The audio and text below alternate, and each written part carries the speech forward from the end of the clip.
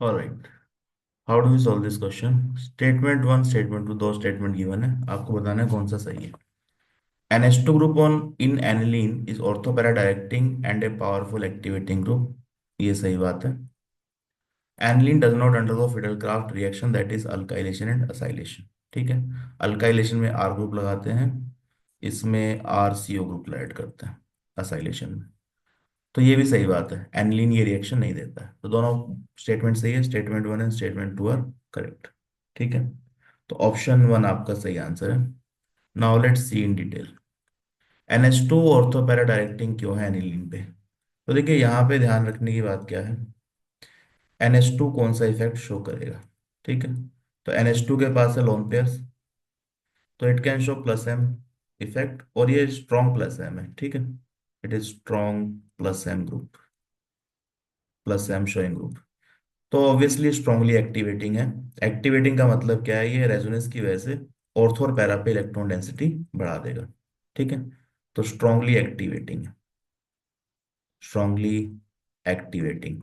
किस रिएक्शन के लिए स्ट्रांगली एक्टिवेटिंग है? तो इलेक्ट्रोफिलिक सब्स्टिट्यूशन, दैट मीन्स कोई इलेक्ट्रोफाइल आएगा तो ये इलेक्ट्रॉन डेंसिटी देख करके इजीली रिएक्शन कर सकता है। अब देखो इस इलेक्ट्रोफाइल को इलेक्ट्रॉन डेंसिटी कहाँ दिखेगी? NH2 के एनिलीन के ऑर्थो और पैरा पोजीशन पे। ठीक है, तो ये कहाँ जाएगा? Ortho and para position. तो इसलिए हम क्या बोलते हैं, NH2 is strongly activating, strongly activating and ortho para directing. Electron density बढ़ा रहा है और रेजोनेंस की वजह से इलेक्ट्रॉन डेंसिटी कहाँ बढ़ती है? ऑर्थो पैरा पे। ठीक है, बेंजीन रिंग में। तो NH2 is strongly activating and ortho para directing. तो पहली स्टेटमेंट में यही बोला जा रहा है कि जो इलेक्ट्रोफाइल आएगा ऑर्थो पैरा पे जा रहा है, तो ऑर्थो पैरा डायरेक्टिंग है, पावरफुल एक्टिवेटिंग ग्रुप है। सही बात है। Aniline does not undergo Friedel Crafts reaction, तो फिडलक्राफ्ट रिएक्शन ये क्यों नहीं देगा? तो रीजन सिंपल सा है, देखो यहाँ पे आइडियली फास्ट रिएक्शन होनी चाहिए, इलेक्ट्रोफिलिक सब्स्टिट्यूशन है फिडलक्राफ्ट। तो मान लीजिए आपके पास RCl कुछ है, यहाँ पे आपने ले लिया AlCl3। तो जनरली क्या होता है, कार्बोकेटाइन बनता है, वो कार्बोकेटाइन रिएक्शन करता है। यहाँ पे क्या है कि NH2 के बाद लोन पेयर है, तो इट इज ए बेस। ठीक है, और AlCl3 क्या है, तो इट इज ए कैटलिस्ट, और यहाँ पे ये कैसे एक्ट करता है? It acts as a acid, खाली ऑर्बिटल है इसके पास। ठीक है, तो दिस इज ए एसिड। तो एसिड है, that means what? It can accept electron pair. ठीक है, it can accept electron pair, तो this is a Lewis acid. तो यहाँ पे क्या होता है, इसके रिएक्शन के होने की बजाय इट रिएक्ट्स विद NH2 के लोन पेयर।